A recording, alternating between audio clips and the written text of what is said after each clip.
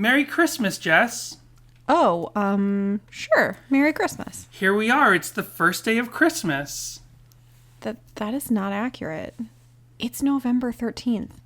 Oh, well, yeah, if you want to be literal about it, I'm just doing the thing here. No, it's the first day of Christmas. Wow. And you're my true love. Aw. So I got you a partridge in a pear tree. A what? A partridge in a pear tree. I don't know what that is. It's a partridge in a pear tree, just like from the song. Okay, sure. You seem confused. It's right in front of you. It's a partridge in a pear tree. You know, it's a bird and it's a tree that grows fruit. Like, look, it's a bird and it just, hey, oh, ah. On the fifth day of Christmas, my true love gave to me 5 golden rings,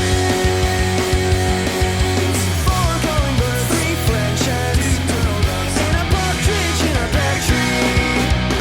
What's a partridge and what's a pear tree? Well, I don't know, so please don't ask me. But I can bet those are terrible gifts to get. Well, here we are with our peppermint mocha lattes, all cuddled up by the fire as the snow softly falls outside on this blustery November day. Just kidding. We live in LA. None of that is happening.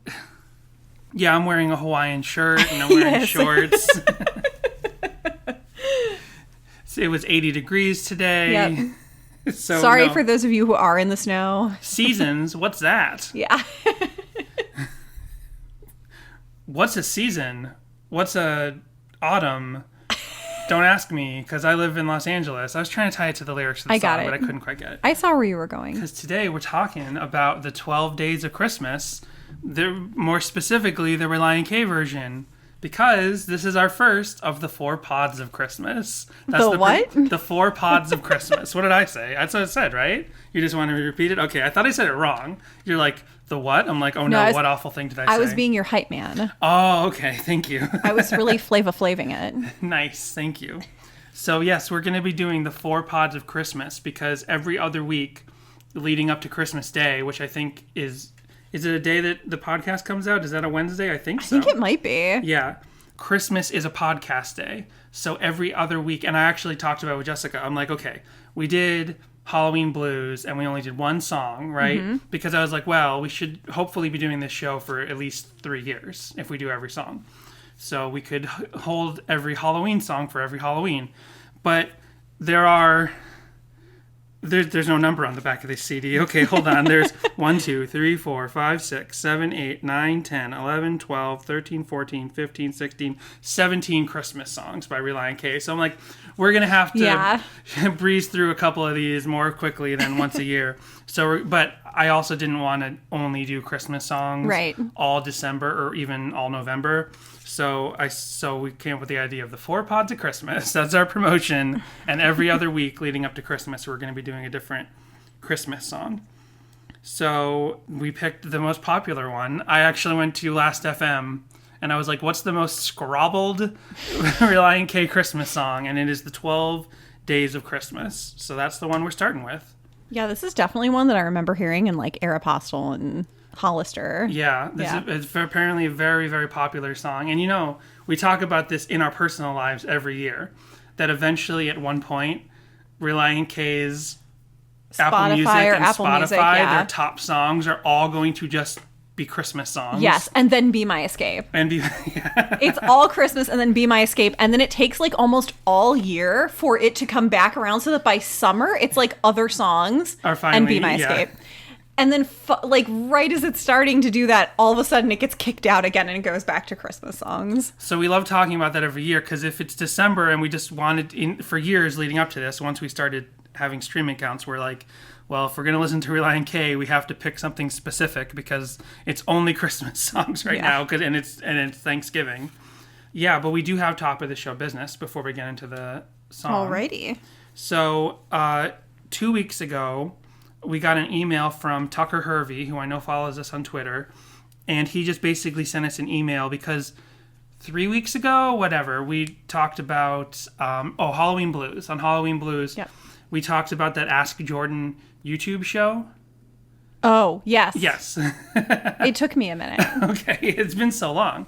But basically, and I picked it on purpose because I knew it was a style of YouTube show that exists outside of just that individual show. Yes. And I knew that style of YouTube show really ticks Jessica off. So I'm like, the fact that it's Halloween themed and the fact that it's Christian just fits our podcast. But I also get to annoy Jessica with this particular video. Well, it's not necessarily that style. Like Steve Dangle, who does Leaf fan reactions, he does that sort of style where he has Hat Guy at the beginning that he argues with. And that's cool. And I love Steve Dangle. So, but there's lots of other YouTube shows that I watch that are of that style that just sort of you like that show because you like that show, but he also does that style. But I feel like if you find a new YouTube show that does that style, it's got to win you over with something aside from that. And so we didn't dig any further into the Ask Jordan one, but Tucker let us know that Jordan Taylor is actually a pretty popular YouTuber for like the Christian homeschool set. That's what he described it as. And it made sense thinking back to that video. Because we were like, the whole time we're like, what is this character he's doing? A big head kid, if you remember that. And it seemed that and the voice, it was problematic. Yeah, it was like, we were like, what? What's going on here? But we didn't dig any deeper into the channel. So Tucker just explained that we could possibly have other crossover, other people who are listening to our podcast that are more familiar with that channel. Yeah. And he was just like warning us, I guess. It's like, hey, if you we ragged on that one video because we just took that one video out of context and it didn't play well if you didn't know the channel or whatever, you know? So, but Tucker was just warning us like, hey, there's a whole community and they probably could listen to your show. And I'm like, okay, totally understand. I mean, and he does have one other Relient K video, the Jordan Taylor, and we've seen it before. It's the what not to ask Relient K. Oh yeah, that was a total clickbait video. That he does not answer that question. He just like goes through their Facebook comments and is like, "Don't say this to them. That's mean," or whatever. Right. We were expecting that when we watched that video. I couldn't remember it when Tucker emailed this. I'm like, I did hear about that video, and I can't remember why it hasn't come up. But now that you said that, I remember. It's because we watched it thinking it was like, here's some expert opinion on how to interview Relient K. But Jordan Taylor's video was more like, hey, here's a bunch of questions that get asked online all the time that I've noticed. Right. Yeah. If we ever mention a Jordan Taylor video again, it would probably just be that one Relient K one. I don't know. Mm-hmm. Does he have other Relient K ones? Who knows? We'll find out someday on Sadie Hawkins Pod. Stay tuned. Other top of the show business. Yes. Oh. Is that this week, Clint did I just wanted to explain this. If anyone saw this, I don't know who did or didn't see it, and I hopefully think it's funny in the end. Oh, right. But Clint did this like Twitter game where he was like, send me a picture and I'll make up a, what do you call it? Tumblr, not Tumblr. Tinder. Tinder. Same thing. I've been with the same person. I've been with Jessica since 2006, so I don't know anything about those apps. But Tinder, he's like, send me a picture and I'll make up a Tinder profile for the person. And I saw he did it for one picture that someone sent him, right? And I'm like, well, let me send a Relient K one. And I was looking at Relient K pictures and I'm like trying to find something kind of weird and goofy and unexpected. So I'm like, oh, here's the cover of Employee of the Month. Right. And then I found out pretty quickly that the person on the cover of Employee of the Month was a friend of Relient K's who passed away in the early 2000s. No, and I was like, oh no. I didn't know that. This was not... I'm sure this is something we would have learned when we dug more into Employee of the Month, right? Yeah, so my side of this is that Danny logged me into the Sadie Hawkins Pod Twitter. Right. But I don't ever check it. Mm-hmm. So I'm getting the notifications of what people are tweeting at us, and I'm like, I don't understand what's going on. What on earth did Danny tweet to offend people? So his name was Aaron Mars, and I didn't know that, right? So I post that thing, and then like someone replies and says, "Isn't this the case? Isn't it someone that died?" And then I actually got a DM from the one person in the band who has some communication with us, right? Right. Who is not one of the Matts. And I don't want to, whatever, I feel like it's tacky to say who it was, but he's like, hey, that's Aaron Mars, R.I.P. And I'm like, oh my God, no, I'm so sorry. And basically in the conversation, I was like, I'm really sorry. And he's like, no, don't worry about it. Aaron was a goofy guy or funny guy, and I think he would have thought it was funny or whatever. So I was like, okay, thank you. But I felt really bad because that was not the point. I could have picked I could have picked the VeggieTales off the cover of the VeggieTale EP, but I had to go pick that one, and I felt really bad. And if anyone saw it, I just want everyone to know that wasn't meant to be offensive. Sorry. Yes, we're sorry. I'm totally fine if I offended you, if you're a Jordan Taylor fan, though. Oh, Jessica, it's Christmas. You're Open right, your heart. that's right. It's Christmas time. It's Christmas. Just because it's November 13th, you should still have the spirit of Christmas. They're already correct. playing Christmas songs on the radio here in Los Angeles. Yes, yeah. Was it Coast 10 something? Yeah. It was already Christmas. Yeah. We heard a Jimmy Eat World Christmas song on there, and Jimmy Eat Pod has begun. So it's shout out. Oh, yeah, shout out. Oh, man. So my only top of the show business is that apparently I should have been doing deep dives for fanfic this whole time, because I have found some, not a ton, of Relient K as characters fics. Although apparently Mad Adam is a thing. So like Teeson and Adam Young from Owl City. Right. There are, however, quite a few song-inspired works and chapters from different fanfics. Right. So there's a couple Twilight ones out there. There's a Les Mis, Come Right Out and Say It, inspired fanfic. Okay. There's a Who I Am Hates Who I've Been Yu-Gi-Oh one. And a nice. Faking My Own Suicide, Spyro the Dragon. So some songs we've already been over. Wow. That I could have been, sharing the fanfic for. Well, can I... Nice. So many songs that we've already been over. Can I sell you out in this way and explain and to say that people who've been listening to the podcast know that one of your other favorite artists of all time is Lana Del Rey? Yes. And how did you learn of Lana Del Rey the first time? Through fanfic. So I like to imagine that there are people out there who have, Spyro the Dragon fans who are like, who's Relient K? And they go and they're like, oh my gosh, this is my new favorite band. Could be. Hopefully. Well, that's amazing. So maybe because eventually when we get our Patreon thing going, we want to go chapter by chapter through the Female Mind book. Yes. Maybe we also need to do Relient K fan fiction over there. That would be amazing. Yeah, definitely. just an entire Relient K book club. Yeah. Our Patreon is very literary. Yes. It's very frou-frou. You have to bring tea and crumpets, and you have to keep your pinky up. Oh, I love it. If you pay us on the Patreon. So, before we get into the song, and again, we picked this one because we're doing 4 Christmas songs this year, and I don't even know what the next 3 are going to be. But I did say, I'm going to Last FM, see what's the most scrabbled Christmas song. Oh, and I didn't finish saying this. But when Spotify and Apple Music and the top songs on Relient K there update to Christmas, I'll want to pay attention and see what are they. Yeah. Because in the past we've talked about in our personal lives all the time about how Christmas takes over Relient K's streaming pages, but we never notice what songs are the most popular. Yeah. But I do want to talk about, before we get into the song, the history of their Christmas CDs.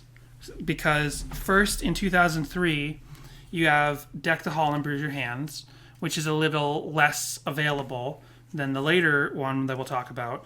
Our copy here, I don't remember which specific show, but I'm almost positive I bought this off their merch table. Oh, cool. At some show in 2003. And yeah, so this one is in a cardboard sleeve. It's got people have definitely seen the picture online, even if they don't see the CD that much. It's got the penguin on the cover. And this is like the pop punker one, right? All these songs are like the really pop punk versions. Because then the additional songs that they added to Let It Snow Baby, Let It Reindeer, which came out in 2007, right? So 4 years later, they take all of Deck the Hall and Bruise Your Hands and package it with a couple more songs, and they put out Let It Snow Baby, Let It Reindeer. And the thing was... Yeah, I always just think of that as being the reindeer album, the Christmas album. Right. But, I did not know what it was officially titled until earlier today. Really? Okay. Yeah. I just never paid attention. Well, they're both like puns. Yeah, no, I knew Deck the Halls and Bruise Your Hands. I knew that one, but I just... Yeah, because I guess when we met, Let It Snow Baby, Let It Reindeer wasn't out yet.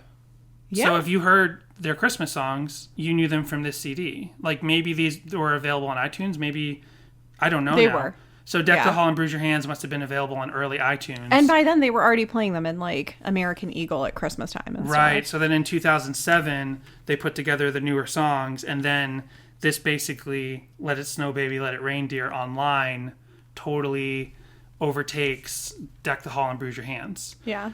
I'm visually doing this with the CDs in my hands, but you out there listening just have to imagine the red CD with the penguin and the blue CD with the reindeers. Yeah, in high school, I was really into all the pop punk Christmas songs because I loved Christmas music and I listened to it all year round. Mm-hmm. So I was always looking for like, oh, what are other styles of Christmas music? And yeah. Yeah.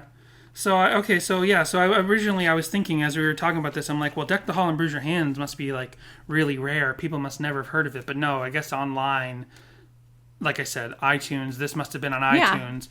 And that's not, MXPX did a similar thing, but they did it in the opposite way. They had their full Christmas album, which was actually a collection of like fan club songs. They would do a Christmas, well, they did a couple Christmas songs just as a band regularly for comps and stuff. But then for a couple years for their fan club, they did a Christmas song every year. And then they put all of them together into a Christmas CD that last year they took off streaming and replaced it with just an EP. Right? Oh. So they actually went the opposite way from Relient K. Yeah. Where Relient K took what's essentially their Christmas EP, Deck the Hall, Bruise Your Hands, and replaced it with the full album. MXPX was like, we don't like a bunch of these Christmas songs, apparently. And they took them all away, released one new song with the guy from Simple Plan. Oh, okay. And the girl who was in Tsunami Bomb. And then they just released one of their better Christmas songs in this EP. Yeah, speaking of Simple Plan, the greatest pop punk Christmas song has disappeared from like all streaming stuff. Right. Because, hey, I want a girl in my bed who knows what to do, a PlayStation 2, a shopping spree in New York City. Oh, that's that song. Okay, Yeah. You've played that song for me. I don't really listen to Simple Plan that much. I listen to them a little bit, but you've played that song for me and over it just the years. disappeared. Like, I actually owned the song on iTunes. Not there anymore. Oh, wow. Not even in my library. I don't know what happened. That's weird, because I definitely have things that have been taken down. I have things in my iTunes library that remain there that aren't available for purchase anymore. Yeah, but I don't know what the deal is. This just completely disappeared. You can still listen to it on, like, YouTube, though.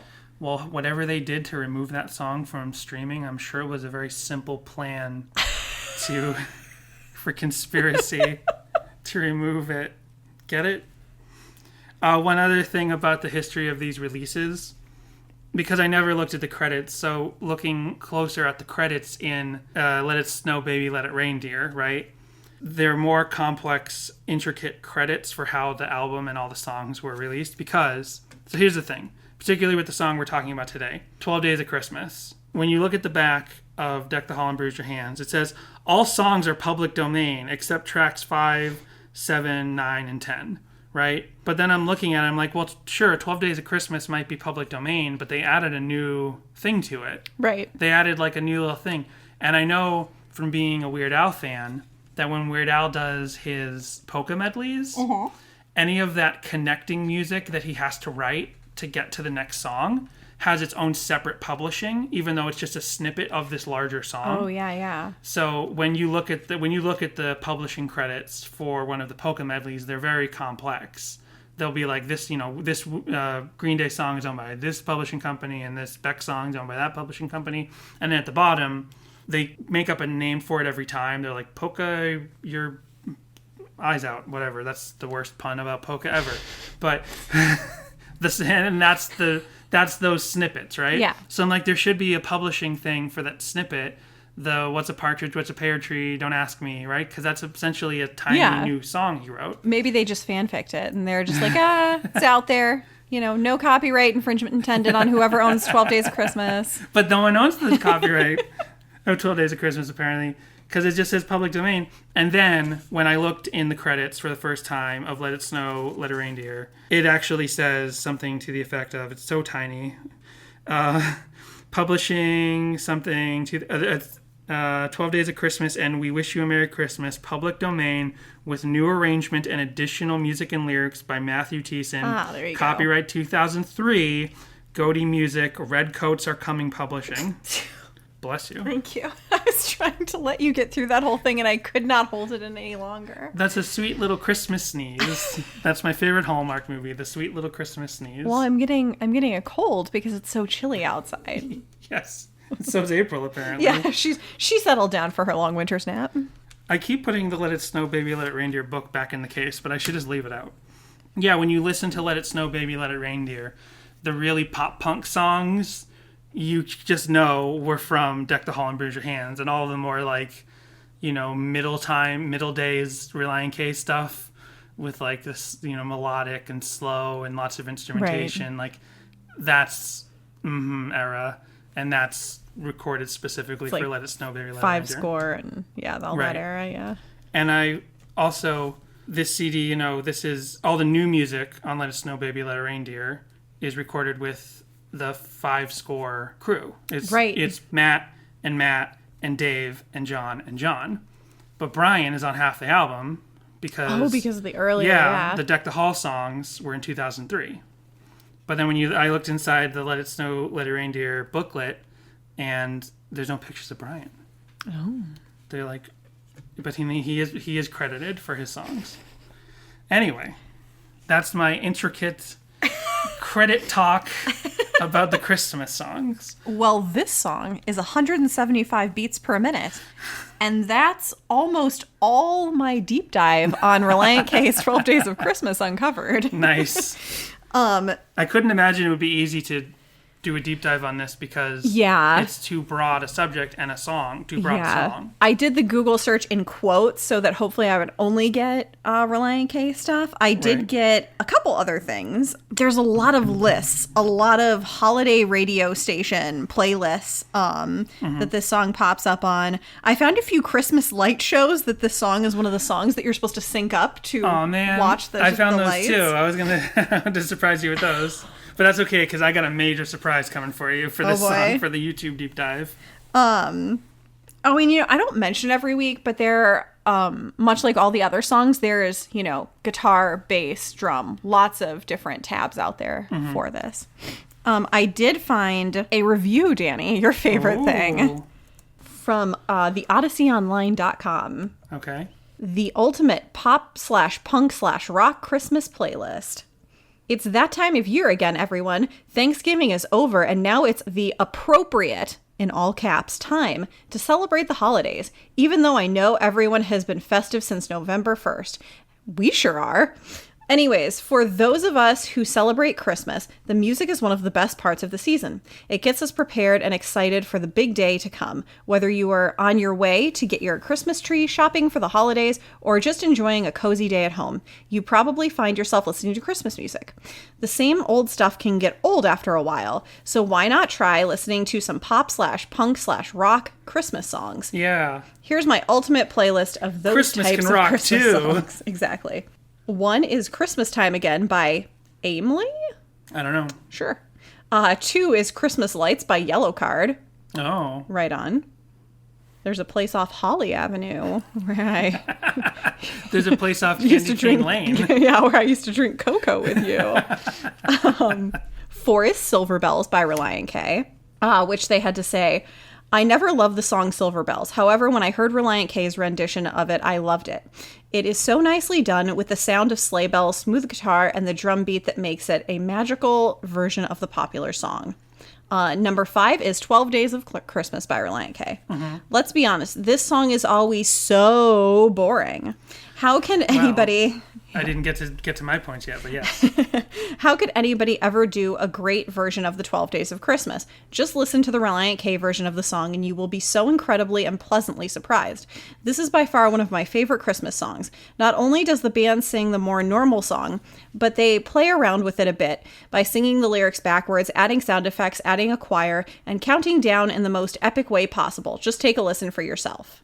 Then number 6 is... And here it is. Let's listen for ourselves. Just kidding. Number 6 is White Christmas by Honor Society. Yeah, number 7 is My Christmas List by Simple Plan. Number 8 is Have Yourself a Merry Little Christmas by The Latency? 9 is Christmas with You, artist versus poet. 10 is Because It's Christmas, Sidewalk Prophets. My money's on poet. I'll take that bet. They're hungrier. They're Just depends. Actually, no, you're probably right. Yeah, poets definitely make less money than artists. Yeah, unless you're a great cowboy poet laureate. 11, Santa Claus is Coming to Town, Sugar Cult. 12, All I Want for Christmas, Quiet Drive.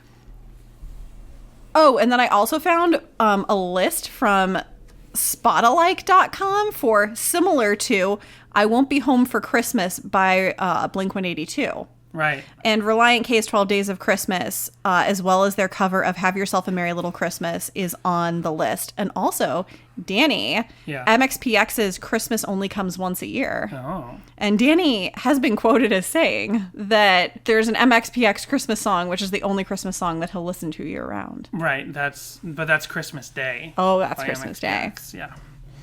Yeah, so I haven't. Can I pause you there, because my thoughts on this song are, and you brushed on them there, and we haven't really talked about this on, and I feel like I've mentioned this in our real lives, right? But let's see if you remember this. I don't really like Christmas music. Yes, I wasn't going to call you out, but I do know that. I don't really like Christmas music, sort of for the same reason you don't like Deathbed, because. So everyone loves Deathbed, and you don't like it because... That Dido song just ruined all Christmas music for you, didn't it, we can talk Dan? about the Dido song. I wasn't even thinking about that. No, it's all Christmas music before that. But just like how you don't kind of like Deathbed while everyone else likes it, because it even though Deathbed's supposed to be uplifting and supposed to be about, life after death and all that, to you just kind of like see it for the death part. Boy, I can't wait to tell you my thoughts on Christmas shoes. We have 4 podcasts to do this season. Let's save some of this.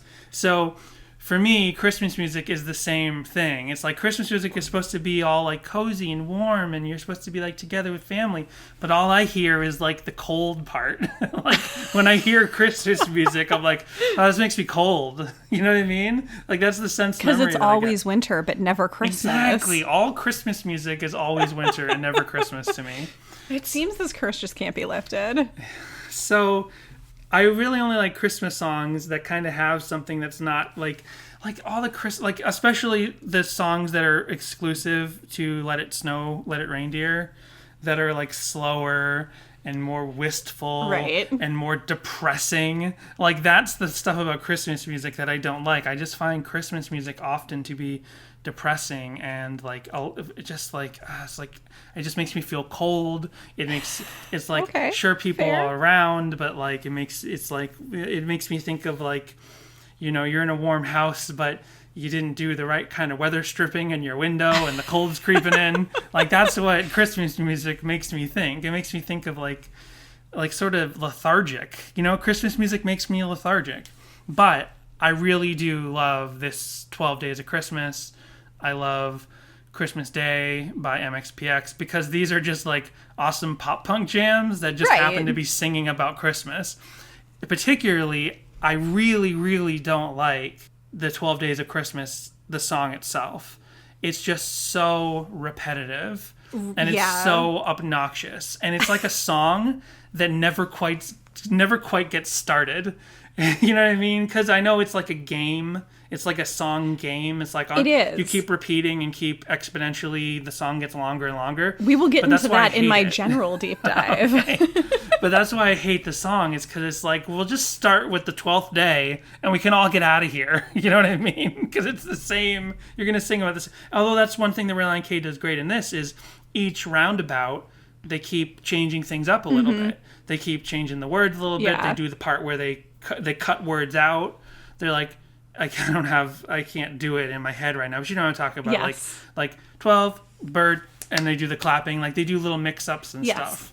So they keep each repetition fresh in this song. And it's almost like a System of a Down song because it's not quite time changes, but the way they keep like doing different, it's such a dense song. I will take your word for it. This is like Savannah. This actually, people might be like, Savannah is like one of their most complex, works of art. And Deathbed and Savannah are like one of their most complex songs, Yeah. right? It really starts, their first super complex song was 12 Days of Christmas. And I think this 12 Days of Christmas song is almost more complex than Deathbed or Savannah combined. Yeah, and is this Mark Lee Townsend as well? It is, I'm pretty sure. Let me double check.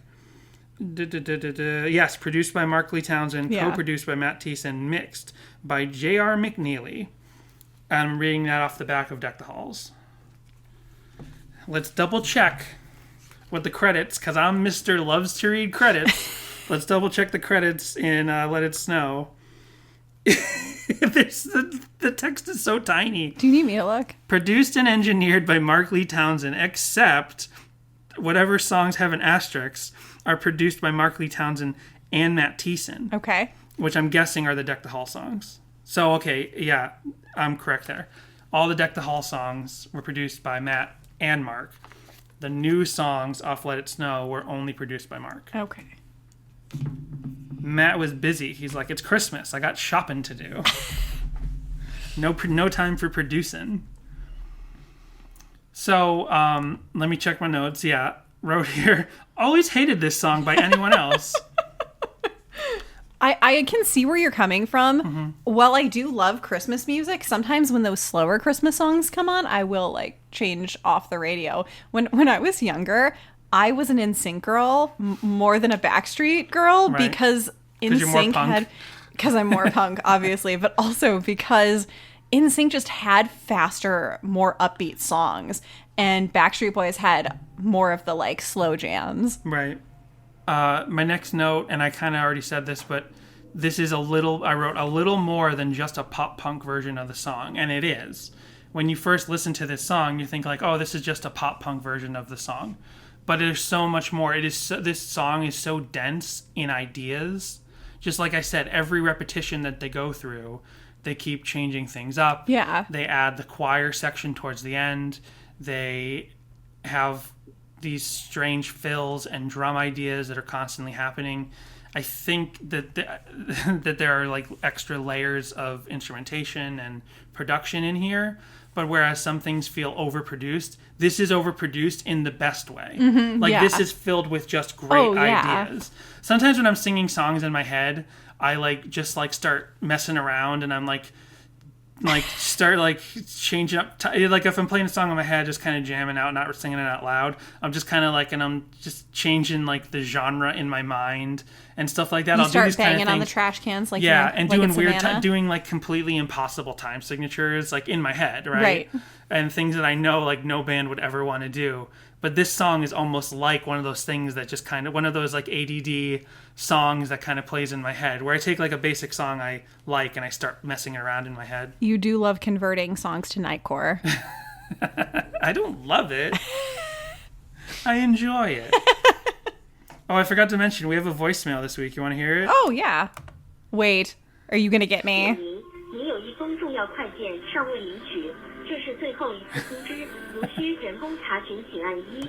I don't know what they're saying. What I hope is it didn't. this? It's some Chinese. This sounds like Chinese to me. It's like a spam call in Chinese, or that's a real phone call. We got to the thing, and I have no Nice. idea what it just said. I don't know if we just released no. some sleeper cell or something. So anyway, This is like the Japanese Kleenex commercial with the yeah. baby. Jessica discovered during Halloween this viral thing that was this really bizarre Japanese Kleenex, officially Kleenex, the Yes. brand commercial From the 80s. with this demon baby, but it's all nice and calm. It would technically not be a demon. What would it be? An yokai. He was like an oni or something. Yeah, an oni or a yokai, and it was but it was just so unsettling for the Japanese public. And it had a song that was this weird, creepy song in English, and so nobody knew in Japan what they were singing, and they were super freaked They out thought it was by it. they thought the public thought it was German at first. Yeah. Yeah. And they thought that they were singing die, someone die or something. Oh. I don't know. It was a whole thing. But look that up. Yeah. Although Very I have to perfect warn you. Christmas story. Yeah, you'll be cursed after you watch it, allegedly. Hey, scary ghost stories are a staple of Christmas time. Exactly. That's what I've been told. Yeah. So yeah, that's about my notes. Actually, I just went through them really quickly, but that is about my notes and my thoughts on the song. Well, would you like to learn a little bit about the song, The 12 Days of Christmas? Not really. Oh, never mind. Short episode then. No, let's do it.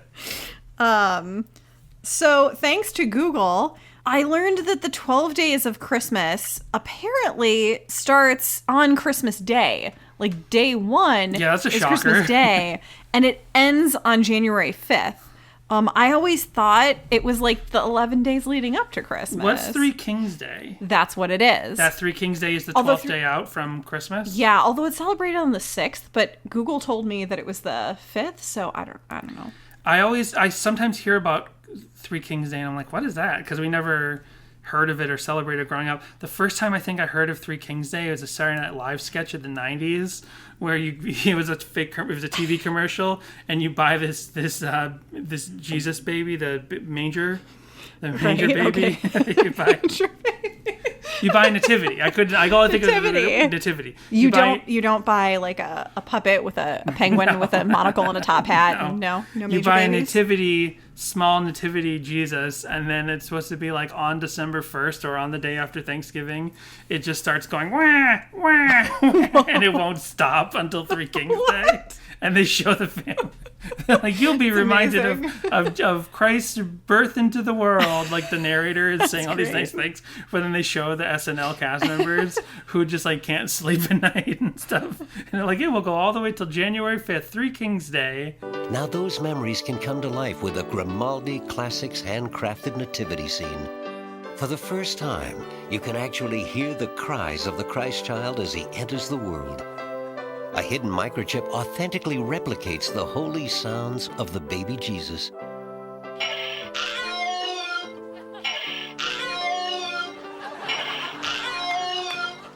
Mommy, what's that sound? Why, that's Jesus. These joyous cries will play throughout the holiday season, both day and night. These magical sounds will be heard continuously from Christmas Eve until Three Kings Day on January 6th. So celebrate the true meaning of Christmas this season with a Grimaldi classic creation. Available at Lord & Taylor and other fine stores. Is it more of a Catholic thing? Maybe. It might be a Catholic thing. So, a little history on the 12 Days of Christmas. This comes from Vox. The 12 Days of Christmas is a period that in Christian theology marks the span between the birth of Christ and the coming of the Magi and the three wise men. It begins on December 25th, Christmas, and runs through January 6th, the Epiphany, sometimes called Three Kings Day, or Twelfth Night. The 4 weeks preceding Christmas are collectively known as Advent, which I knew about because my family did Advent, right. Which begins 4 Sundays before Christmas and ends on December 24th. So the true origins of this song are unknown, though believed to be from France. The most known... Oh, that's spooky. Unknown origins. I don't like to hear that. It's a cursed song. Christmas creepypasta. It's actually not that creepy. So... because I'm going to get to a Snopes thing in a minute. Okay. So the most known English version was first printed in 1780 in a children's book and is believed to have been a memory and a forfeit game, which you were talking about before, like calling things back. Oh. Which makes a lot of sense because we still play versions of that game today, like memory stuff. Mm-hmm. Did you ever have cool memory like games on the computer when you were young, Danny? Yeah. We had one in our computer lab in school that was Mickey Mouse themed. Nice. And it was always my favorite thing Your to play. giggling leading up to that made me nervous. I was like, well, what is this going to be? It's Mickey Mouse. Oh, okay. I don't know why you laughed nervously. I got so scared. I'm creeped out because it's an unknown origin to the song. There were eyes in a tree. They were looking at me. There's a face in the Christmas tree. I got the Christmas blues. What happened to me? So going back to the Vox article, this is not something that I personally had ever heard before. Maybe you've heard this. Apparently, people thought that this song was like coded.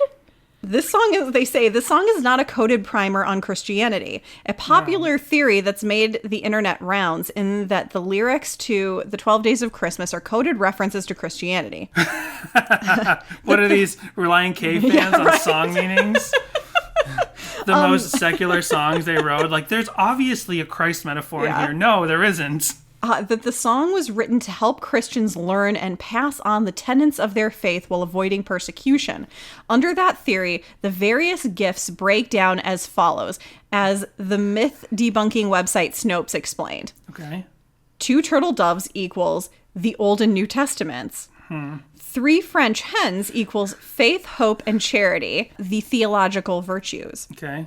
4 calling birds equals 4 gospels and or the 4 evangelists. 5 golden rings equal the first 5 books of the Old Testament, which gives the history of man's fall from grace. Okay. 6 geese a-laying, the 6 days of creation. This is how numbers work. Like, all the number, you can find anything in the Bible for each number. 7 swans a-swimming equals the 7 gifts from the Holy Spirit and the 7 sacraments. Right, because, swans. 8 maids a-milking equals the 8 beatitudes? I don't know. I don't Fruits know. of the Spirit? Beatitudes? Well, let me see. The 8 I have no idea what that means. If you know what that means, hit us up. I mean, that looks like I pronounce it Beatitudes, but... 9 ladies dancing equals the 9 fruits of the Holy Spirit. I just said the fruits of the Spirit. There you go. 10 lords a leaping equal the 10 commandments. I bet you didn't see that one coming. 11 pipers piping equals the 11 faithful apostles. 12 drummers drumming equal the 12 points of doctrine in the Apostles' Creed. Where does the little drummer boy factor into this? And I like how they were like 11 stands for the 11 faithful apostles. Like, we're not going to count all 12 apostles because, one, it doesn't fit to our numerology. You know that, I mean, this is fitting since Dr. Sleep just came out this weekend. But you know that movie Room 237? Oh, yes. Where it's like all the people's conspiracy theories? Yes. So, if you've never heard of that movie, it's just like it's not even talking heads, it's just like audio interviews and they play clips of the movie showing what they're talking about. And the director of Room 237 has made it clear that he's not saying, I agree with all of these people. He's like, I'm just showing these stories that people have in their mind, and then you can make a decision on that. And I think there's no better example that at one point the guy is like all about the numerology of The Shining, and I don't know all the details, but he's like, there's 54 bags of potatoes, and there's this many that things, and all these things. And he's like, there's 54 cars outside when we first arrive. And then they show the clip of the overlook from a distance, and they put a number, the documentary puts a number over every car. And when it gets to 45, there's still a couple of cars left uncounted. And then, like, that kind of shows slyly the director of Room 237 is not saying, I agree with what these people are saying. He's just like, I'm just showing what they think. And that's what you do as a documentarian. Yeah. You just present what the story is. Yep. Yeah. And then they go on to say, the partridge in the pear tree naturally represents Jesus. This theory seems tailor-made for circulation via chain emails, but it actually makes little sense once you examine it. Snopes has a great explanation of the many, many holes in its logic. The most egregious: first, the song's gifts have nothing to do with their Christian equivalents. Excuse me, it's pronounced GIF. So the song is basically useless as a way to remember key pillars of faith. And second, if Christians were so restricted from practicing their faith that they had to conceal messages in a song, they also wouldn't be able to celebrate Christmas in the first place, much less sing Christmas carols. That's funny. And of course, the faking my own suicide represents Jesus faking his resurrection? No, it doesn't. Go back to our faking my own suicide episode for that. Yeah, nice. That's funny. Is that your whole deep dive? Yes. Yeah, so that's funny. Because there's not actually a lot known about the origins of the song. Yeah. So I read like a few different articles and then the Wikipedia, and yeah, there's not a ton of information out there. Well, that makes sense now that we learned that it's a public domain song. So no one's going to come knocking on the door asking for Relient K to pay up their royalties. You know what I never realized, and maybe I knew this years ago and forgot, but apparently I Hate Christmas Parties is actually a Thiessen and the Earthquake song. Oh, it says it right there on the back. Nice. I definitely have never realized that in the last couple of years listening to Let It Snow. Yeah, Let It... I Hate Christmas Party is on here, right? Yeah, it's there. Oh, but they don't even... on Let It Snow, Let It Reindeer, they don't go that far as to say this is Matt Thiessen and the Earthquakes. Well, then does that mean who performed it? It doesn't say. Who were was it actually the members of Relient K? We'll find out. Are we doing I Hate Christmas Parties this year? I don't know. Maybe, maybe not. We don't know what the next 3 songs are of 4 Pods of Christmas. But I do know that we're still talking about 12 Days of Christmas. And, one other kind of note about the song before we get into YouTube stuff. I'm sorry, I took Jessica's necklace that she took off, and I was futzing around with it, and I put it on. And now she's looking at me like, "What is wrong with you?" It's very distracting. My hands just get fussy, and I can't click something. You know, often here's the thing, and we cut this out. He looked like he was from the 70s with like the gold chain and his chest hair. I don't have chest hair showing right now, but we've never talked about this, and you're always like whispering to me, and we cut it out. But whenever we have a CD on the table while we're recording, I'm always like, "This is what you would hear if Jessica didn't put a stop to it." It makes it through a lot of episodes. So then, people who listen with headphones, you probably have heard this. Yeah, that's the mystery. I'm always that's like, Danny being fussy. Dan, enough with the clicking. On Genius, there is only one annotation. Oh, and I closed it. Okay, hold on. 12 days. Jessica, vamp for me. What do you love about Christmas? Oh my gosh. Way to be put on the spot. Everything. Family. Love. Fireplaces. So specific. Peppermint latte. Okay, shut up. I found it. Sorry. I love you. I'm sorry. It just feels very rude on a podcast to say shut up to my wife, even if it's a joke. So there's only one annotation on Genius, and luckily it's the one that I wanted. Because I don't know which course would this have been. Hold on 1 second. I'm still looking. Okay, so on the 10th... So when they read from the 10th day of Christmas on, and they get to the 5 golden rings... Having started the 10 days of Christmas, and they get to the 5 golden rings, there's like the backwards singing. Mm-hmm. It sounds like this.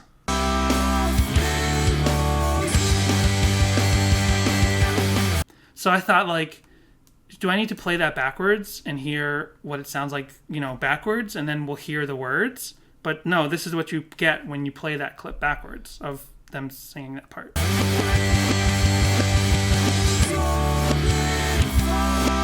So it's just as much gibberish as the other one. So I'm like, what is it then? What's going on? This part of the song was directed by David Lynch. Yes, it was.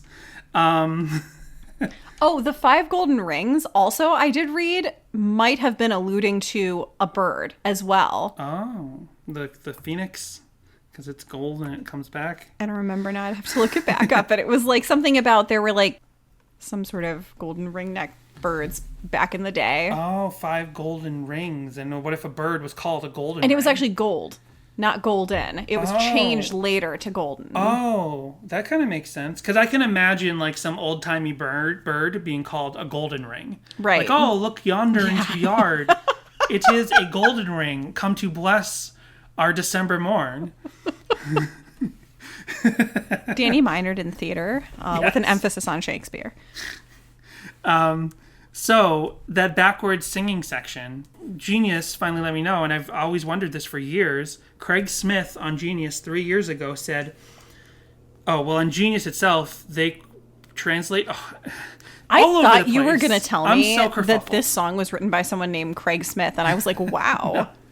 So, obviously with Deck the Halls, Bruise Your Hands, there's no lyric booklet because it's just a cardboard sleeve. But then when you look in the lyric booklet for Let It Snow, Let It Reindeer, there's no lyrics for any of the traditional songs. There's only lyrics for the original songs, right? So I was like, well, now, so that doesn't answer the question of what is this backward singing part, right? And they don't even put the lyrics for the new lyric. There are new lyrics in this song. There's the what's a partridge, what's a pear tree. They don't even put those lyrics in there. That's the best part. I actually wish they did that part more. Yeah. So I'm like, okay, well, the Let It Snow Baby booklet does not answer what is that backwards singing. On Genius, it says that the lyrics are 6 geese a-layin', dof men goose reens. right? And then Craig Smith explains what on Genius 3 years ago says what they're actually singing here, though the pronunciation is a bit elaborated, is 5 golden and rings all written backwards. And then he spells the words 5 golden rings backwards, and it is complicated. It's like Enif Lod Ned wait. Vif Ned Log Snirf. I don't believe you. It is the Germans cursing us. First we got that creepy Chinese talking, then we found out that this song was like written by unknown people. Now I'm reading things backwards. This is a spooky episode. This is a spooky episode. There's a face in the tree. Halloween Blues has nothing on 12 Days of Christmas. But that answered the question for me. Is I guess they were actually, and They Might Be Giants do this a bunch in their early years, doing fake backwards singing. Oh. You just like that, that sort of thing. But it's like you can't play it backwards. If you play the podcast backwards, Danny just said, "Hail Satan." No, I didn't. I said, "Hail Santa." So that makes sense. So I'm guessing now, because this is such a dense ideas song and there's so much going on in each repetition of the chorus. Is it a verse or it's a chorus with a stanza that they're singing backwards in real time for real. So playing it backwards doesn't mean anything. I went on quite a journey there. I'm exhausted. So we do have covers. We have official stuff. So on SoundCloud, on the official Relient K SoundCloud page, not SoundCloud, they uploaded this song and they called it AC Radio Edit. And I'm not sure what that means. Is it shorter? Let's see. It's 3 minutes and 33 seconds on SoundCloud. And it's exactly the same amount of time on Let It Snow Baby. And I can try to I do have MP3s. Well, my MP3 of Deck the Hall, Bruise Your Hands, 12 Days of Christmas says 3 minutes and 31 seconds. So that's the shorter one. So I don't know why, like I said, on the official Relient K SoundCloud, they call this AC Radio Edit because I can't tell a difference. Oh, and something else I want to mention about this song is I went back and forth between the Let It Snow Baby version and the Deck the Halls version, and I couldn't hear a mastering or mixing difference. Oh, okay. Because, as we talked about, there are huge mixing differences between the songs that are on Birds and the B-Sides and their original EPs. Yeah. So I was wondering if there would be a similar thing. And then, they remixed Two Lefts at one point, and they remixed Anatomy at one point. So I was like, I would expect them to have remixed Deck the Hall songs when they put them on Let It Snow, but I couldn't. If they did, it's subtle, and there's like nothing obvious that I could find.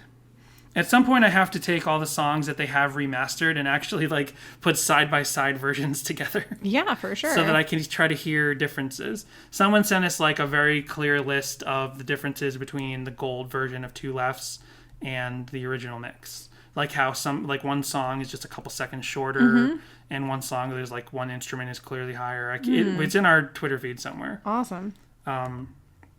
That might have been the same person who suggested, and I don't know who it was, so I'm sorry, but someone had suggested we do an episode where we directly we talk about the differences between Two Lefts, the gold version, and Two Lefts, the original mix. Oh yeah, we should for sure do that.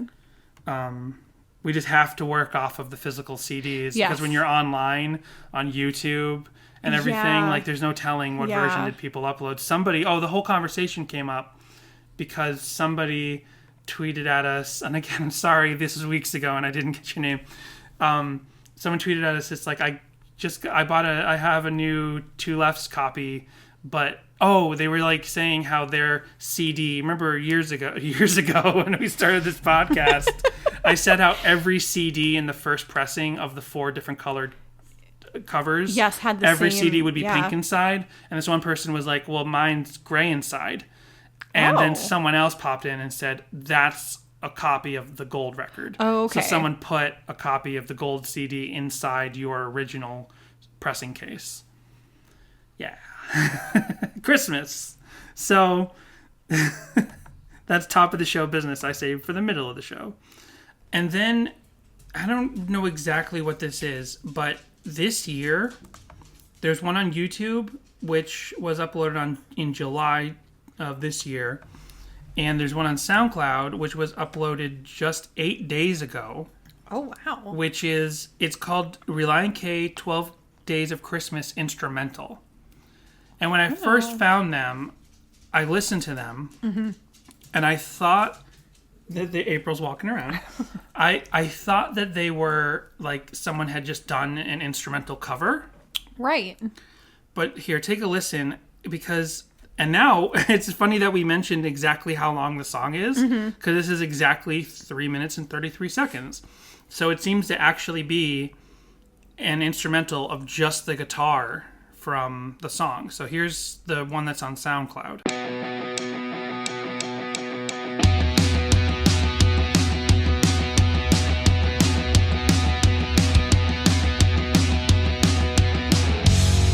So it's guitar and I think bass is there. It's instrumental. It's got the drums.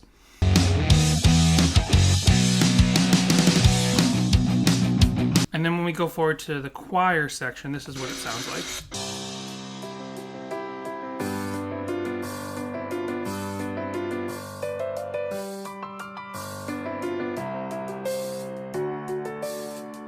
So you can have a real rockin' karaoke version. You could. Because I don't know why this year it looks like someone got a copy of or leaked or something, or maybe this is on some rare thing. Like there's that Relient K karaoke CD. Yeah. Which we've never talked about. Not K for karaoke, but there's an EP that is like 4 songs from the first 2 or 3 albums. Yeah, didn't we talk about it during, I think maybe Pressing On is on there? Pressing On is on there, but we didn't know about it when we talked about Pressing On. Okay. So yeah, Pressing On is on that karaoke CD. It's actually officially released by Goatee Records. It's for actual studio cuts with the lyrics removed. And maybe somewhere out there's a 12 Days of Christmas thing, or maybe someone like mixed the channels out. So, because for me, I just took the track and I used Goldwave, which is this like old school Windows app that's still around today. It's just it's kind of, I just like it. I'm used to it. I just did the basic vocal remover, which never works super well, but just to kind of hear the dun dun dun dun dun, and I heard that it basically sounds the same. So I think that this one on SoundCloud and YouTube is real.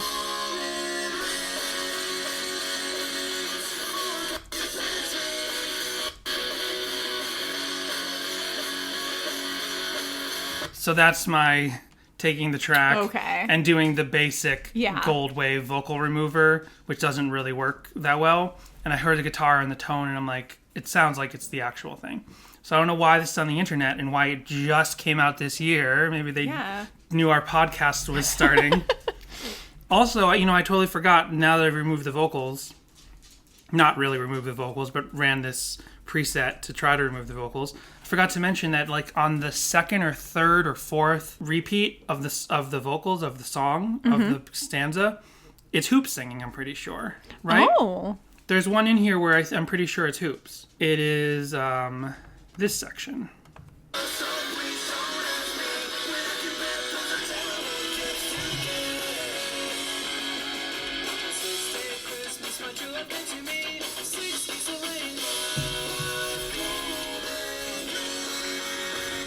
Oh, yeah, you're right. That's not Thiessen. Yeah, that's not Thiessen. Yeah. Because there's so much going on in this song, you kind of miss it on the first 200 listens. Has this song been played live? That's a good question. I was going to get to that.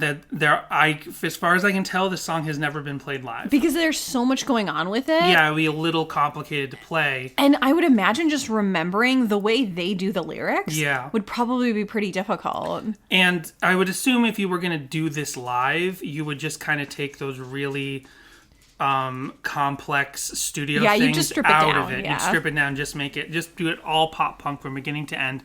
Maybe keep the crazy part of the lyrics where you cut out the syllables and you do the backwards part.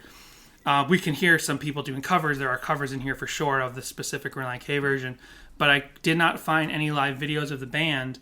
And more exactly, I found on Setlist, there were only 2 mentions of it being played live. And like we mention every week, if I see 1 or 2 live things, that's where I'm dubious. Like, it totally could be true. And as we learned with Kickoff, where Kickoff was only mentioned as having been played once, and now we finally have actual recorded proof that it definitely was played in 2002, this could have absolutely been played at some concert that's never leaked online. Yeah. There is a weird thing on Setlist, which I'm not going to go back to right now, but if you look, Setlist is laid out kind of oddly when you want to go and look for specific songs and specific albums, but I'm getting the hang of knowing where to go. So I went to the Let It Snow Baby, Let It Rain Dear album page to see how many times the songs there had been played. I don't remember all the stats right now. We can do that on another pod of Christmas. But in the data for this song is like some other band playing it. Oh. Playing it like, so they somehow got tagged into the Relient K version of 12 Days of Christmas. But it's confusing when you click it, because then you think, oh, Relient K played it in 2011. But then you look and it's like performed by some other band. I hadn't come across that on Setlist before. So then there is a Nightcore version. Nice. And it goes like this.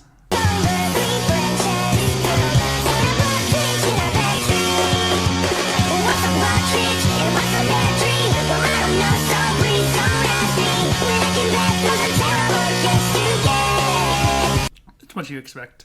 Yep. I'm not even going to go through all the crazy parts with the Nightcore. It's not a good sounding Nightcore. It's no Devastation and Reform. Then we have, and before we get into covers, this one is very odd, this song, because we often find trends, on YouTube around certain songs. Yeah. Like certain songs have more fan videos, certain songs have more fandom edits. This one, for some reason, has 1, 2, 3, 4, 5, at least 4 sign language videos. Oh, wow. That's cool. I don't know why this song, I guess people who do, there might be a whole there must be a whole YouTube sign language community that I wouldn't have never thought of before now. No, I just want to watch that Party in the USA video. Which one's that? I don't know what you mean. The dude doing the sign language to Party in the USA. Have I seen that? Maybe not. I feel like you should have.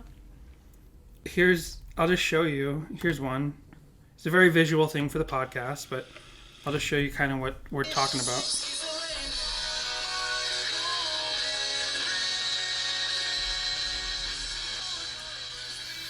Some of them, sign language is like not really an exact one-to-one language. Like that's what I kind of know about some of these moves that this person's doing. I'm like, wait, is this legit? Because like, is phone really just like? Well, actually, call me later. Like, because when I counted them, I counted 5 videos, and maybe 1 or 2 of these are actually more like interpretive dances. Yeah, like the Happy Hands like Club when you from do, Napoleon Dynamite. It's a big house with lots and lots of room. Exactly. A big table. I'm doing the. You can't see. I'm doing the moves. So there are ones that are legitimately like. Here's one. Okay, this one says American Sign Language, 12 Days of Christmas, Relient K. This is sign language. That's definitely sign language, because there's more elbows and hands against the chest and hands to the mouth. Yeah. But yeah, there are a couple interpretive dance videos, which I kind of got confused and lumped in to this section. But I mean, there's something about this song that brings out people who want to communicate it with body language. There's this one too where she did this with the song. This is a BSL, I guess British Sign Language. Oh. But then she slowed down the song. Oh, yeah. She slipped opposite of Nightcore, which is not Daycore, by the way. Daycore is something else entirely. And she's putting she's doing the dances your too. House with. Daycore, exactly. It took me a second to understand what you said. So sign language, Christmas, Relient K. this is where they meet on Sadie Hawkins' pod. Now we have some real covers. So obviously with 12 Days of Christmas, I mean, you could fill the ocean and then some with all the 12 Days of Christmas versions out there. So I just looked for ones that were specific. I could only look for ones that were specifically labeled Relient K, because there are some songs like Bummin' and things like that have unique enough titles that I could go through every song called Bummin' and see what is a cover of Relient K and what happens to be a song with the same title. Couldn't do that this time. Let's start with one that I think is gold. This is by, really, honestly, this sounds so good. This one, and here's their picture. There's their picture. Okay. They're in some sort of like, I don't know. Insane asylum? Insane asylum or like in a computer lab. Like I can't quite tell. It's like sterile white walls with like indented lines across them. Like a studio maybe? Yeah, maybe it's a studio. 3 kids. They look young. It says, cover by 2 of my brothers and I. Several mistakes done. This is by Michelle Helena Hermanis. And it goes like this.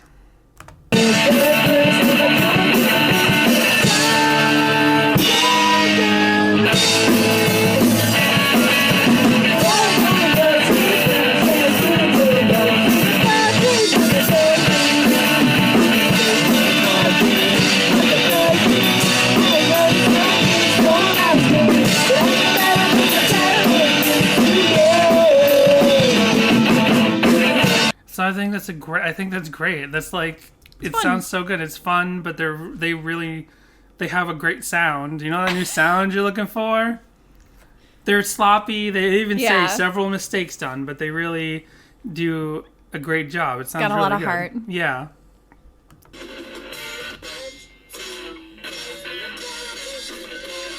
And they keep with all the things like the cutting out the words, that part. They do that. I can't remember what they do. See, now for the chorus part, they just kind of barrel through, and that's what Relient K could have done when playing it live. Here's a weird one. This is a very professional version of the cover, and I don't know if this is some sort of school of rock or some sort of church. You know what I mean? Yeah. Because it's like a very guitar center setup that they're performing at. And then the cameras and the lighting are so perfectly, they're kind of perfectly soullessly set up, like a church or a guitar center. So this is uploaded by Cooper Drummer, except the E's are all 3s. Well, he's got 2 and almost 2.5 million subscribers. Wow. This video has 70,000 views. Whoa. And it goes like this. And then the focus, and then there's cameras like set up. Is this a full cover or is this just a full drums? cover. Okay. And because there were a ton of drum covers and guitar covers, all of which I'm skipping. None had like a funny thing in them. But this, they kind of have cameras set up like a church would. So that's why I was like, at first I thought it was a church, but it's more like a music school possibly. Oh, yeah. Oh, yeah, that's fun. Yeah, this looks like a your final performance at the School of Rock. Yeah. Or this is the instructor performance. Yeah. I don't know how schools of rock work, but I assume that the teachers might get a time to like rock out for the students and like, this is how you're going to rock out by the time you're done. There's their ages singers. are ambiguous. Their ages are, they're all like definitely in their late, they're all definitely like at least 19. None of them are younger than 19. Yeah.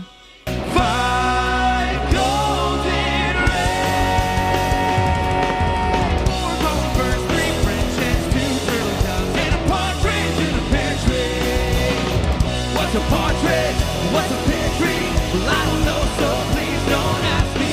But I can bet those are terrible gifts to get. Oh yeah, that one guy's at least 45. So yeah, maybe this is like a church performance or something. I don't know. It's pretty great though. There's a lot of people on that stage. Yeah, there's 3 singers, 3 guitars, and a drummer. 1 drummer. And a partridge in a pear tree. Yes. Oh, That just reminded me of something that we might get to later that I have to do it, but I'll wait to do it until we're done with covers. Then we revisit Paper Rockets, who we haven't seen since our first 3 episodes. I don't remember which one it was. I think it might have been Chapstick, or it was something like that. It might have been Pressing On. Do you remember what it was? I don't remember what it was.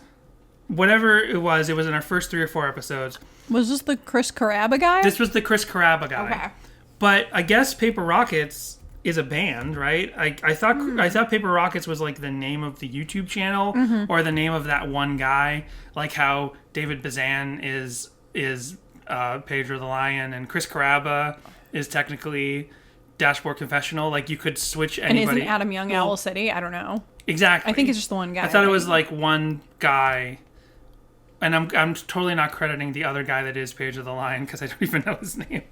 But anyway, I thought Paper Rockets was one guy with a band name. Yeah. But here's apparently all of Paper Rockets doing an acoustic version of Relient K's Paper Rockets. And you get to watch the video, is the little video they did. Now, I don't know. He's at a typewriter and he's typing his letter to Santa. Yep. But then it's a hand-drawn letter. I was gonna being say. threaded through. Like this is either a very complicated typewriter, or this idea makes no sense, or their video. On the first day of Christmas, my true love gave to me a partridge in a pear tree. On the second day of Christmas, my true love gave to me 2 turtle doves and a partridge in a pear tree. On the third Factory. 3 French hens, 2 turtle doves and a partridge in a pear tree. On the 4th day of Christmas, my true love gave to me 4 calling birds, 3 French hens, 2 turtle doves and a partridge in a pear tree. On the 5th day of Christmas, my true love gave to me 5 golden rings, 4 calling birds, 3 French hens, 2 turtle doves and a partridge in a pear tree. What's a partridge? What's a pear tree? Well, I don't know, so please don't ask me. But I can bet those are terrible gifts to get. I just realized I don't think that English is Paper Rocket's first language. Exactly. Yeah. Whatever. I don't know how to figure out. Oh, maybe if I search my notes on Google Drive, I can figure this out, actually. Paper rockers. Nope. And they also, for the rockets. drum, they were using that like box thing that you sit on at a church that all the churches have now. But yeah, by the way, I was like, when did those start? Yeah. Because it feels relatively recent. Yeah. Like, I feel like there was a time when we didn't go to church for like a while, for like a few years, because we moved around a lot. Right. And then by the time we started going back to church again, those were like the thing. And we were like, oh, this is fun. But now like every church you go to, they have that. And I remember that weird time when it was like electric drum kits were kind of taking over. And those were the big things electric in churches. Drum kits or drum kits with the plexiglass around. Yeah. And now the thing is, whatever it is, maybe someone out there knows, but it's like an apple box you sit on. Yeah. And for those who don't know what an apple box is, in film, that's something that you stand on or sit on while you're... to make you taller. So yeah, I didn't realize, and it was Pressing On, by the way. Pressing On was the last time we saw Paper Rockets, but it was like a solo Paper Rockets. This one is of note because let's hear Dan Meredith, who did, a passable cover with 1,000 views. But let's hear what they did with the choir part, because they did some with their cover. They did something quite original with when they get to the choir part. 4 calling birds, 3 French hens, 2 turtle doves, and a partridge in a pear tree. What's a partridge and what's a pear tree? Well, I don't know, so please don't ask me. But I can bet those are terrible gifts to get. On the 10th day of Christmas, my true love gave to me 10 moles and leaping, 9 ladies dancing, 8 maids a milking, 7 swans a swimming, 6 geese a laying, 5 golden rings, 4, 3 French, 2 doves, and a partridge in a pear tree.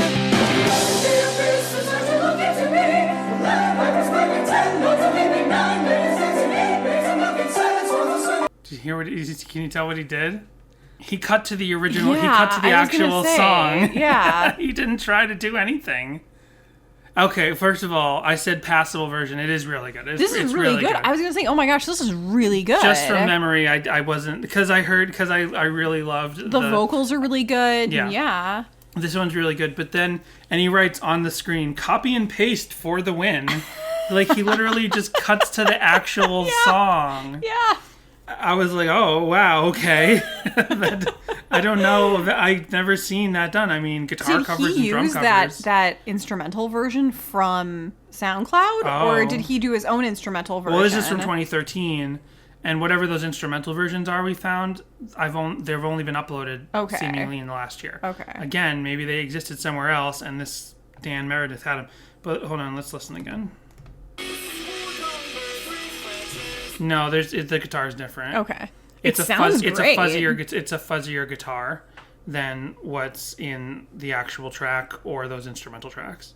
Yeah, it sounds really good. And then so I said, so that's about it for covers.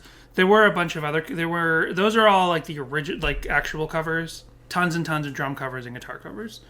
But what I found that I said might disgust me a little bit, or what I didn't really want to talk about, but now I'm going to have to. Oh no! Is a band called Sunrise Skater Kids that recorded an ad's about to play. Let me mute. That recorded their 12 Days of Pop Punk Christmas. Okay. Right? So Relient K can get credit for basically taking the song and singing the actual words, right, and then making that fun little bridge.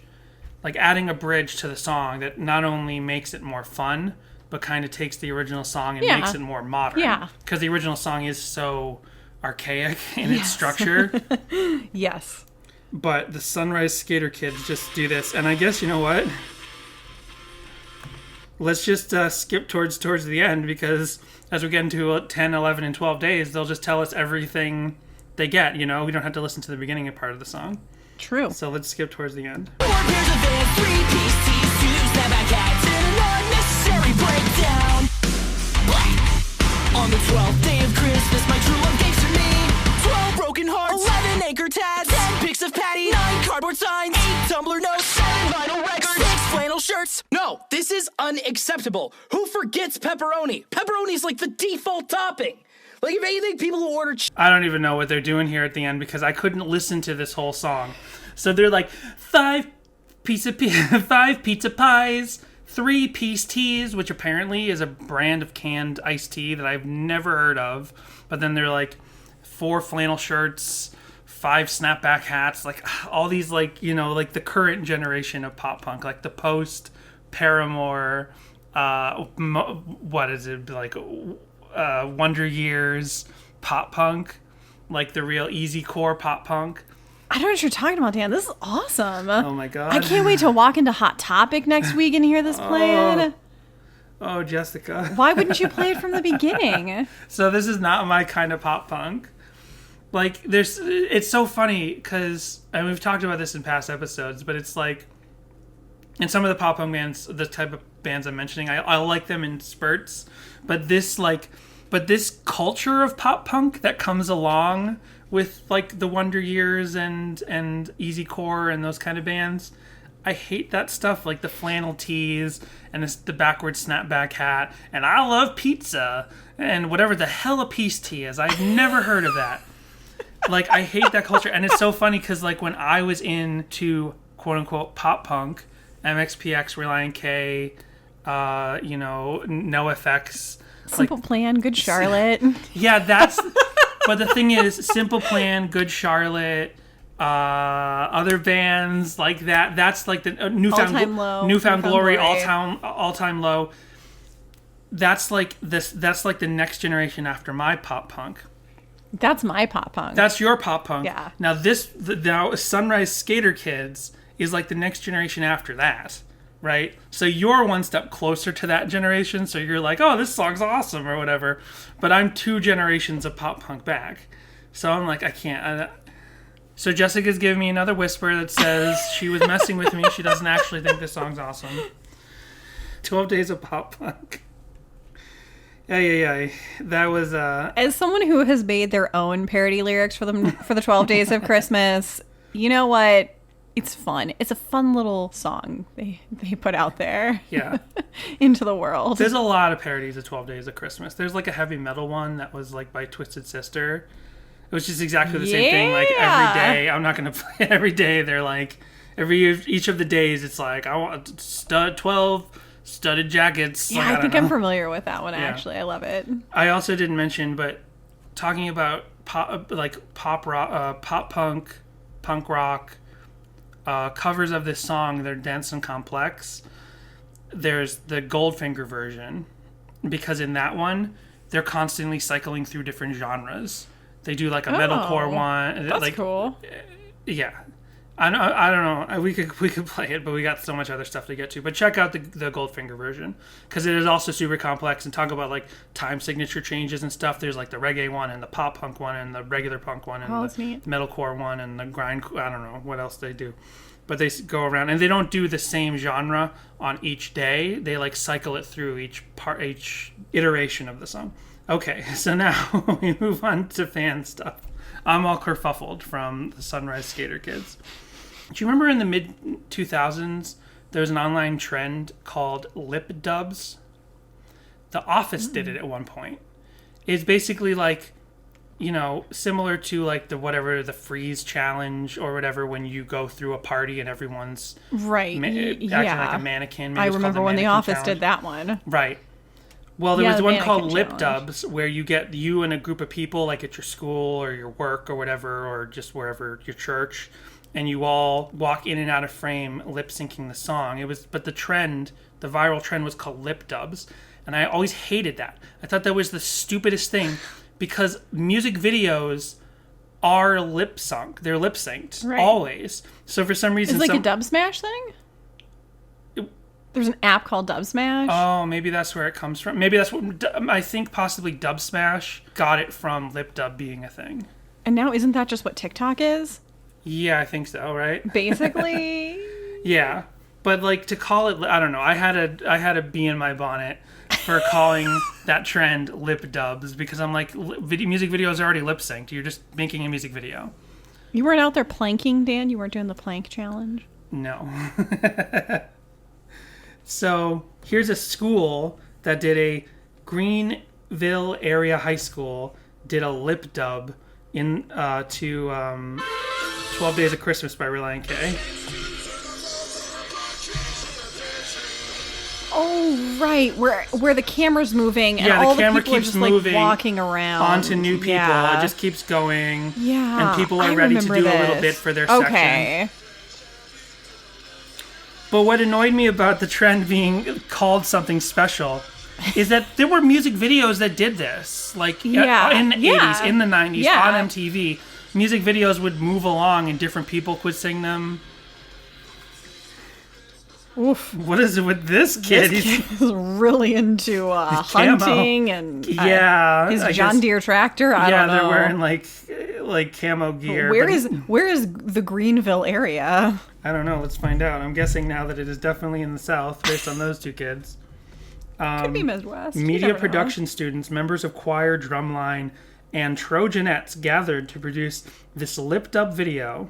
The night of the shoot was the first time the entire group was able to practice together. After an hour of organizing, the group was able to compete. Merry Christmas. Greenville, Pennsylvania. Pennsylvania is pretty much where the South meets New England. That's where whenever I drove, I'm not kidding, like, whenever I would drive, because I lived in Boston and I went to school in Florida, and we would drive to the South, like, I had family in Virginia. I always felt like once you get into Pennsylvania, like, that's like the Venn diagram. That's where sort of New Yorkers and like Northeasterners were starting to mingle a little bit with the Southern culture. Right. Like you could now you can get sweet tea across the country, but when I was growing up, you couldn't get sweet tea in anywhere in New England. Really, you had to go to Pennsylvania. Once you get to Pennsylvania, regular restaurants started to have sweet tea. So yes, very cool Greenville area high school.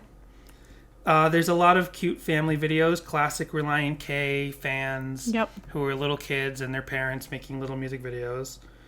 But I think you know what those are like. You mentioned the Christmas light shows that you can, and so I won't bother playing them. I'll put them on social media at some point. But yeah, you can like have your digitally arranged Christmas lights rock out to this song.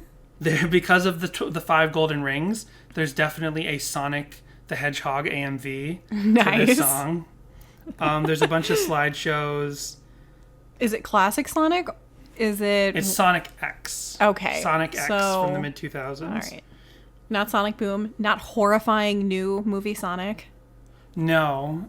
I'm so upset. You know, we should have seen that this weekend. The weekend that we're recording this, that movie was supposed to come out on November 8th. Yep. And because of the fan backlash, it got pushed back. And I was like, I want to see the crappy one. I want to see the awful one. Because the thing is, I love Sonic the Hedgehog. That was my like favorite character as a kid. It was my favorite video game. It caught my imagination. I love Sonic the Hedgehog. But I knew if they ever did a movie, I wanted them to do a movie when I was a kid. And I knew something was off with the cartoon shows. I could talk about Sonic. You want to talk about Sonic? When I was a kid, I knew something was off about the American cartoon shows. I'm like, this is fun, but none of these characters are in the video games. I just could kind of tell that. So I was like, if they do a movie, I hope it's more based on the video games, right? Because there's a story in the instruction booklets. They should just do a movie based off of the instruction booklets for the video games. So I knew someday if they ever did it, they would totally mess it up because I already knew the cartoon show was kind of messed up. Here they are. I'm in my 30s. They're finally going to make a Sonic movie, and it looks as crappy as I knew it would be. And I was like, I'm kind of excited because I knew this would be garbage. Did you like his razor sharp teeth? I love them. They're amazing. I want to pluck them out with a set of pliers. And his creepy, skinny human legs. Yes. So we're all just kind of working up to the most amazing thing that I found in relation to this song. Okay. Here's a video that's kind of worth watching. This is like a fan video. It's kind of all in one shot. It's called Relient K, 12 Days of Christmas, Elevate, which I'm guessing this Elevate I think Elevate is the name of the youth group at this church. Right. Elevate Student Ministries Christmas Party, December 18th, 2011. Summit, New Jersey. I know where that is. Oh, you nice. Yeah, we lived near there for a while. So I did not notice it's in Summit, New Jersey, because I have an observation about this. But this is fun. So basically, it's their big youth group room, right? Mm-hmm. A nice big room. You only see like 8 girls right now on the screen cap. Dozens and dozens of kids. Oh, wow. At this Christmas party. And they're going to cycle back and forth between different groups of them who are all prepared with a little bit to do for each section of the song. You know, kind of loose performance, but very complicated concept. Look at all these kids. So many kids. And it's got this super chaotic... Yeah, so like 3 boys just picked up one tinier boy and like... And now another group of kids... Yeah, and he pretended to be a partridge in a pear tree. So each group of kids is pretending to be a different thing, being different gifts. Yeah. Then most of them have to be birds because that's what most of the gifts are. Most of them are just like Tommy Wiseau cheeping like over here.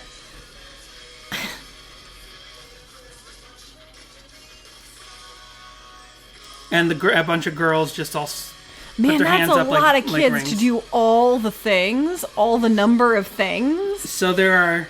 The 9 ladies dancing. There are so many kids. Lords of Leaping. And now during the What's a Palm Tree? What's a palm tree? What's a palm tree? What's a pear tree? What's a partridge? What's a pear tree? During that part, I think the whole room was supposed to go crazy and dance. But the first time, they forgot to do it. So they all just kind of stand around while the camera moves around. Yeah. And they'll go, now they're dancing. I could just imagine the youth pastors holding the camera. He's like, come on, dance. So this video is like pure chaos because they didn't put the song in post. You're hearing the song in the room with an echo, plus everyone talking, like low in the mix, but they're definitely there talking. So many kids, so many bits they have to do, cameras zipping around all over the room, and all I can think is the Christians in Summit, New Jersey love to get down because there are dozens and dozens and dozens of Christian children in the Elevate student ministries. There are so many kids in Summit, New Jersey. They're all going to go over to Watchung and Wangchung after this. So it's cute. That's cute. Yeah. That's fun. So we're about wrapped up because the number one thing that was just like the what did I discover is that there was and this is just this was so completely out of left field. The last thing I ever expected to sort of find. There is a viral video, and definitely hear me out when I say this, because when I first say it, it sounds like it might be like attacking or like problematic, like, but I think it's actually the community that belongs to this doing it. There is a series of viral videos called the 12 Gays of Christmas. Oh, wow. Okay. And again, I said this, as I said, I figured out this is not ironic, or it's ironic, but it's actually the gay community doing this. And the original one, and there's not a lot of explanation about what the original video is. Is it the original one that went viral, or? Well, it's a mild viral, you know what I mean? So there's like no knowyourmeme.com page about it. There's no like think pieces I could find about it. Is it older or is it newer? It's from 2011. Okay. It's, like I said, mildly viral. It's got about 34,000 views. Okay. But like a lot of comments. Well, 20 comments, but between all the videos, I found a lot of comments and people saying like, I start my Christmas off with this video and all this stuff. What the video is it some sort of like dance studio or something? It kind of looks like a dance studio because there are paintings on the wall. It's got like a ballet sort of hardwood floor. Yeah, or even just like an art space of some kind. Like an art space. We don't get to see the audience, but they're going crazy for it. And it's like a lot of girls going woo. Oh, there's also a 10 Gays of Christmas, The Mockettes. Oh, good. I didn't find that one. We'll check that one out next. That one has 44,000 views. It's 12 guys all wearing sort of dance attire. Like some of them have leotards, some of them have sweatshirts. They have little Christmas accoutrement, like, you know, wool hats and scarves to sort of sell the thing. They're wearing reds and whites and blues. That's America, but you know what I mean? Red and whites and like light baby blue stuff, like Christmas colors. No greens, though. Yeah, there's one guy with green. Then they do this choreographed dance that is like jokingly, flamboyantly gay. Like, I'll have you watch it, but they put hands up in the air and, like, limp wrists down, and they do, like, strut and strike a pose things. Gotcha. They, like, vogue. Yeah, they vogue. And here's the video. So I set all that up because the first time I found it, like I said, I didn't even know if it was really Relient K or if someone had added it to it after the fact. But no, I'm like, no, this is definitely in the room. They picked the Relient K song to dance to. It's rated solid gold. Yeah, it starts with. That's the only information about it, is that it starts with this thing that said this. It's like a. It's like an MPAA this trailer thing, is rated MPAA thing, but it says it's rated solid gold. It's not a Red Band trailer though. No. Hold on to your jingle bells, because here comes the 12 Gays of Christmas. Again, I'm not making this up. All the transitions. Oh wow.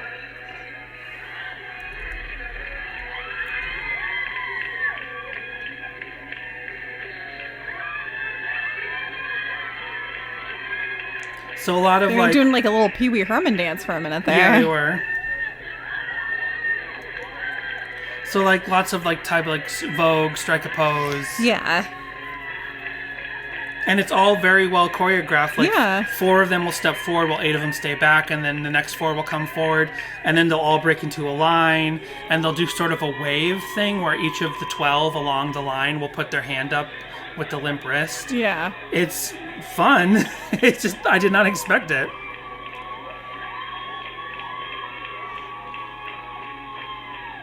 Some shoulder rolls and some, I don't know and what you'd call there's that. some crowd here that is loving it. They're all taking videos. Yeah. We see a couple hands and a couple heads, but we don't see the whole group.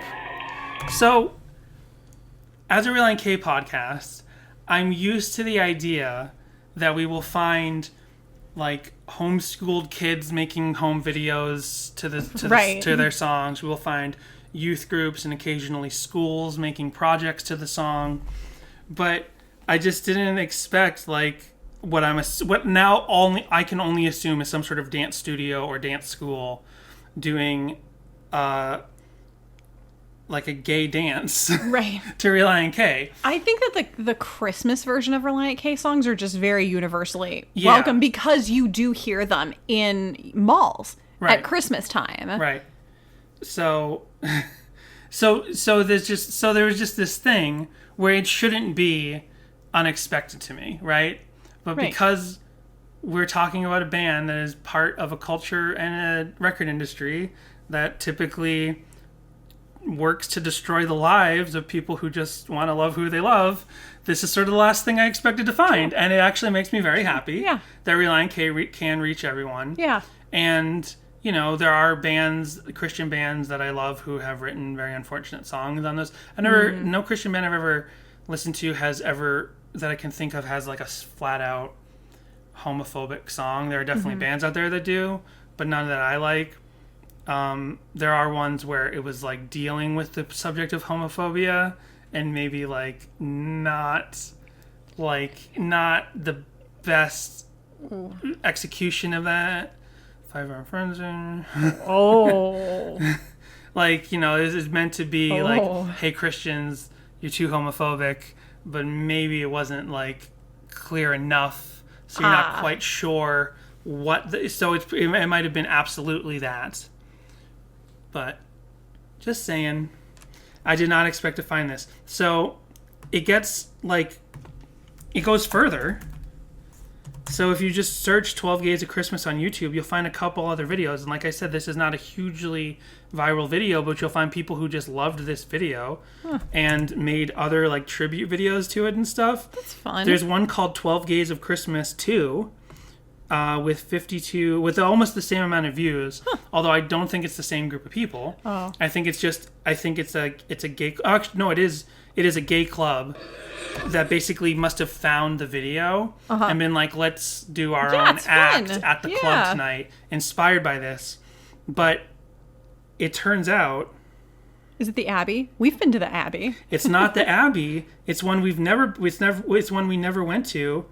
It's we've only been to the one. No, it's one we kind of wanted to go to. It's what's it called? Hold on, it's in Orlando. It's Mr. Sisters. Remember Mr. Sisters? Whoa, we used to drive by that place all the time and be like, that place looks like fun. They have brunch. Let's go for a brunch sometime, and we never made it. And then somewhere in here, I thought they closed down. No, they did close down before we left. Before we moved away, they had closed down. So this video is in 2010, and there's somebody's comment in here who's like, wait, so heterosexuals can see gays have fun too? I think they're being ironic, because that's what we're doing. So these are actual, like, in this case, these are actual male strippers who aren't stripping at the moment, but they are doing a choreographed dance on a professional stage on clearly a stripper. It looks like Miami in the 80s. Yeah. There are, poles to... Yeah, there's like a fireman's pole that they slid down. Also, this is the budget 12 Gays of Christmas because there's only 6 gays. Just double up. Yeah. Are they doing the same dance? I couldn't tell. Yeah, I think they are doing this. Yeah, no, I think they're doing a very similar dance. And then it gets even weirder because there's some Filipino TV show in 2011.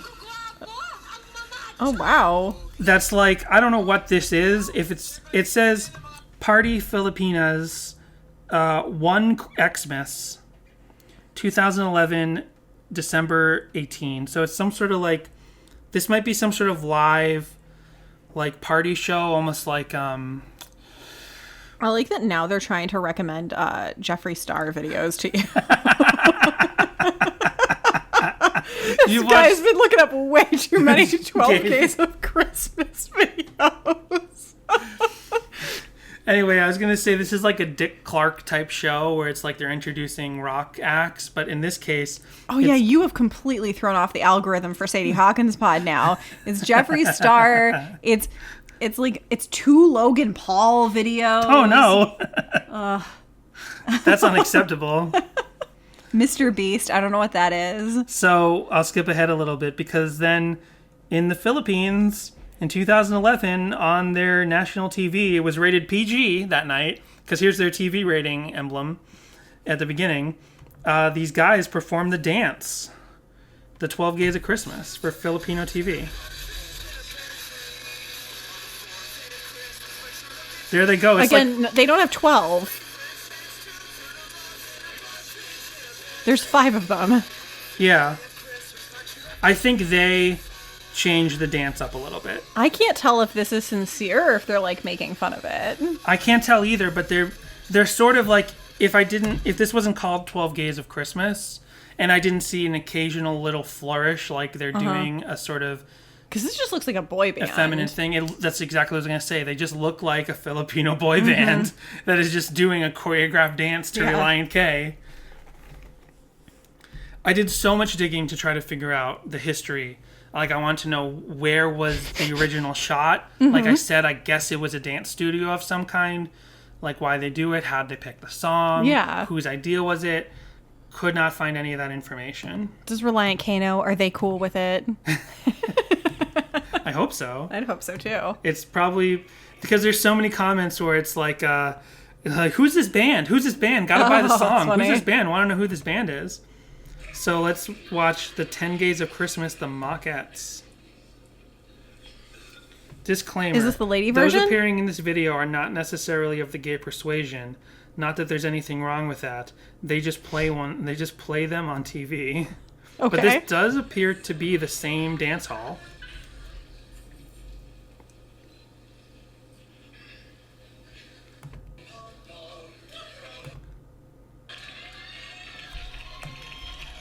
So this is not Relient K based.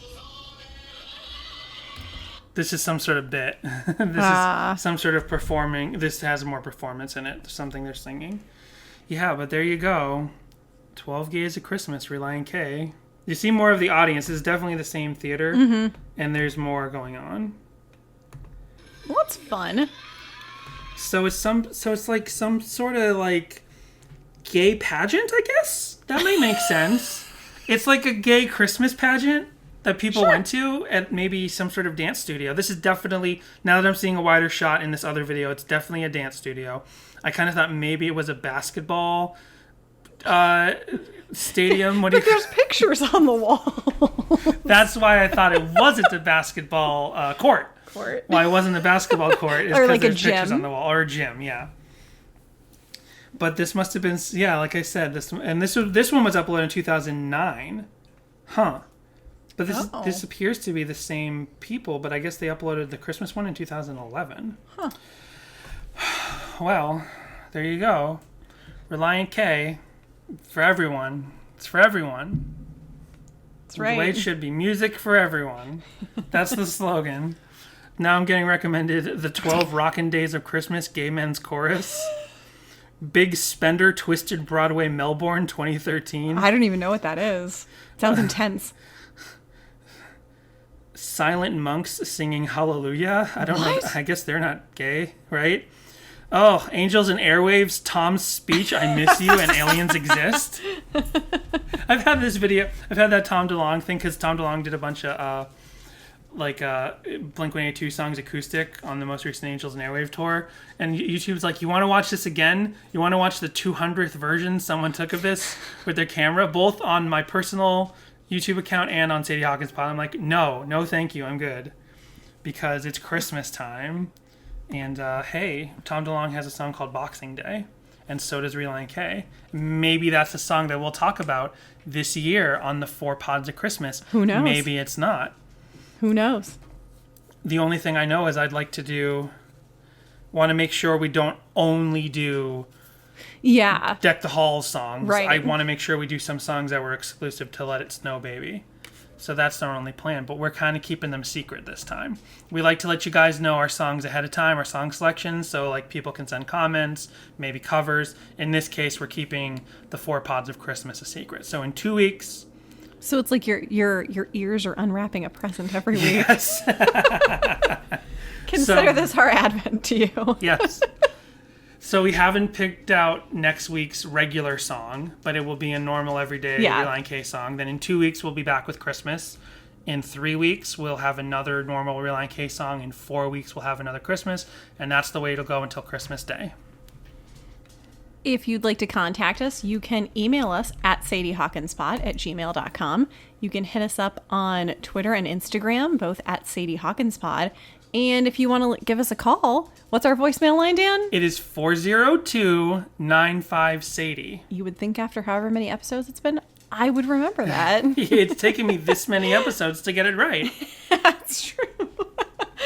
Merry Christmas. Thank you for listening, and happy holidays, everybody. We just wasted 105 minutes of your life. Merry Christmas. Oh.